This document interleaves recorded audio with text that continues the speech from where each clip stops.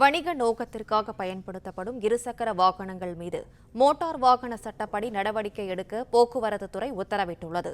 இதுகுறித்த விவரங்களை செய்தியாளர் ராஜகுமரன் வழங்க கேட்கலாம். ராஜகுமரன், வணக்கம். மேலும் விவரங்களை சொல்லுங்க. சென்னை உள்ளிட்ட பெருநகரங்களில் முக்கியமான போக்குவரத்து சாதனமாக தற்பொழுது 2 சக்கர வாகனங்கள் மாறியிருக்கின்றன.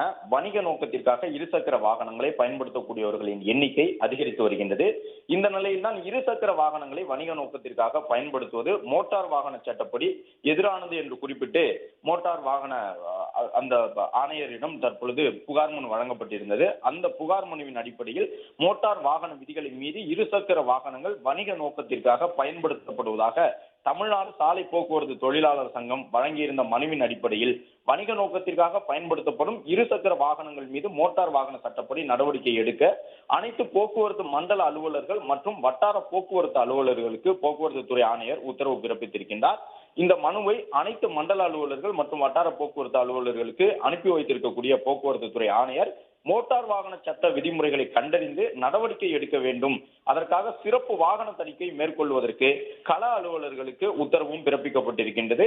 மேலும் ஒவ்வொரு நாளும் இந்த பைக் டாக்ஸி என்று சொல்லப்படக்கூடிய இருசக்கர வாகனங்களை மோட்டார் வாகன சட்டங்களுக்கு முரணாக வணிக நோக்கத்தில் பயன்படுத்துவதற்கு எதிராக எடுக்கப்பட்ட நடவடிக்கைகள் தொடர்பாக மண்டலம் வாரியாக நாள்தோறும் மாலை 7 மணிக்கு எடுக்கப்பட்ட நடவடிக்கைகள் குறித்த விவரத்தை வழங்க வேண்டும் என்ற ஒரு அறிவிப்பினையும் போக்குவரத்து துறை ஆணையர் தற்பொழுது அனைத்து போக்குவரத்து மண்டல அலுவலர்களுக்கும் வழங்கி இருக்கின்றார்.